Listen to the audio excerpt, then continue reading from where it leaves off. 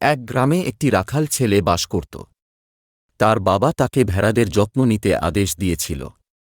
প্রতিদিন ছেলেটিকে ঘাসের মাঠে ভেড়াদেও নিয়ে যেতে হতো। রাখাল ছেলেটির এই কাজ একদম পছন্দ ছিল না, কারণ সে খেলাধুলা করতে চাইত। তাই একদিন সে গ্রামের লোকের সাথে মজা করার সিদ্ধান্ত নিল।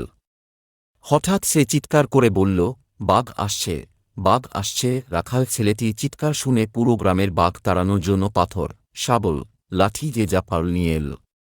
কিন্তু বনে এসে গ্রামবাসীরা যখন দেখল যে কোনো বাঘ নেই, রাখাল বালকটি তাদের মিথ্যা কথা বলছে, তখন তারা বিরক্ত বোধ করল এবং যে যার বাড়িতে ফিরে গেল। পরের দিন ছেলেটি আবার চিৎকার করল, বাঘ বাঘ।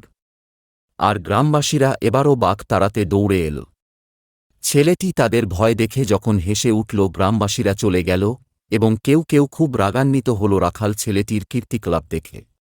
তৃতীয় দিন ছেলেটি ভেড়া চড়াবার জন্য ছোট্ট একটি পাহাড়ে উঠেছিল, আর হঠাৎ সে দেখল সত্যিকারের একটা বাঘ তার ভেড়াদের ওপর আক্রমণ করেছে।